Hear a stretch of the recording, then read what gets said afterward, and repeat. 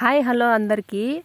ఈ మిర్చి తోట వల్ల ఎన్ని ఉపయోగాలు ఉన్నాయో చూడండి. మేము వేసి 6 నెలలు అవుతుంది. దాదాపు 6 నెలల నుంచి అయితే క్రాప్ వస్తూనే ఉండింది. ఇంతవరకు కూడా ఇప్పుడు కూడా కాయలు అయితే ఉన్నాయి చూడండి. ఇప్పుడు కొద్దిగా తెగుళ్ళ రోగం అయితే పడింది. నేను ఆల్మోస్ట్ పచ్చికాయలే అమ్మేసిన అనమాట. ఇంకా ఎక్కడన్నా ఉన్నవైతే ఎండుమిరపకాయలు చేసుకుందామని చెప్పి అయితే నేనైతే కోస్తున్నా. ఈ మిరప తోట వేసి చెడిపోయిన రైతు లేడేమో అని నేను అనుకుంటున్నా. మాకైతే ఎప్పుడు లాస్ అంటూ వచ్చిందంటూ లేదు ఈ మిరప తోటలో. ఇంక ఈ పండు మిరపకాయలు అయితే చూడండి ఎంత షైనింగ్ ఉన్నాయో. ఈ పండు మిరపకాయలు కారం చేస్తే ఇడ్లీ దోశలకు కానీ చాలా టేస్టీగా ఉంటుంది.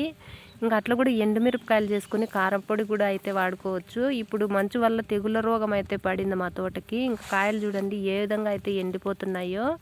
ఎవరైనా వేసేవాళ్ళు మిర్చి తోట ఇంకా దగ్గర ఒక 3 మంత్స్ అయితే మిర్చి తోట పెట్టద్దండి. మంచు దాటిన తరువాతనే మిరప తోట ఎవరైనా పెట్టేవాళ్ళు ఉంటే పెట్టుకోండి. ఇంకా ఈ మిరపకాయలు కోసు ఉంటే నేను మా పొలం దగ్గర మాకైతే ఒక చిన్న తేనె కూడా కనబడింది అనమాట. ఇంకా ఆ తేనె తీయడానికి అయితే పోతున్నాము. తేనె అయితే తీసేసినాము.